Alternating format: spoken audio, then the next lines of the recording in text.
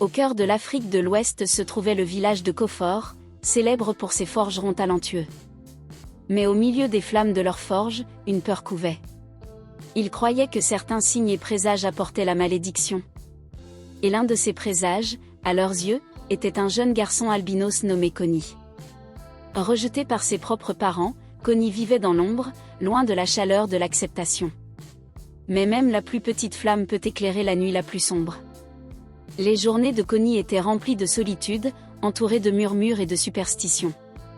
Les villageois pensaient que sa peau, aussi pâle que la lumière de la lune, était une malédiction sur eux. Mais au fond de la forêt, Kony trouvait du réconfort, son seul ami, la nature, et les histoires racontées par sa grand-mère défunte, une guérisseuse qui voyait au-delà de la couleur de sa peau. Une nuit fatidique, les anciens du village parlèrent d'une prophétie, un avertissement selon lequel les esprits de la forêt déferleraient sur Kofor, cherchant vengeance pour le manque de respect envers la nature. Et tandis que la peur envahissait leur cœur, ils cherchaient un coupable.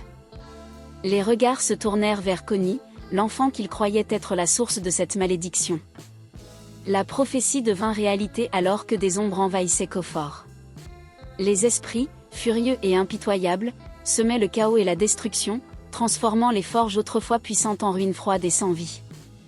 Les cris des villageois résonnaient dans la nuit, et même les forgerons les plus courageux tombaient à genoux. Mais au milieu du chaos, Kony restait immobile, observant, et se souvenant des paroles de sa grand-mère. À ce moment-là, Kony prit une décision.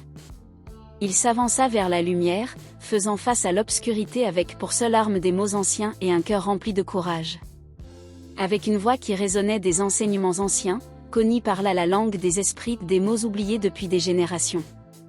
Sa voix portait une promesse de paix, une offre pour rétablir l'équilibre entre la nature et le village.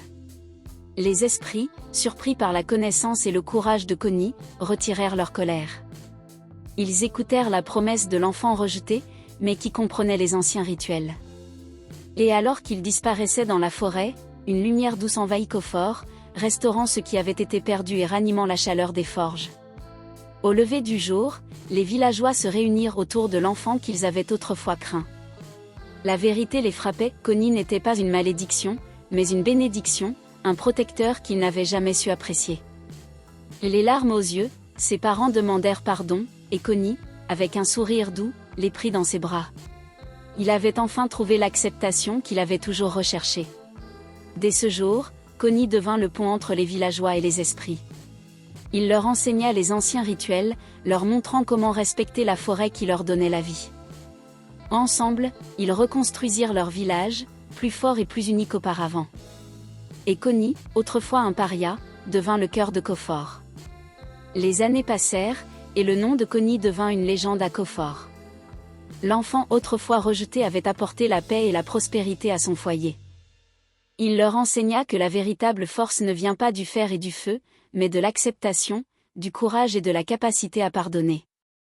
Et sous le même ciel qui avait autrefois vu son rejet, Kony trouva enfin sa place dans le monde.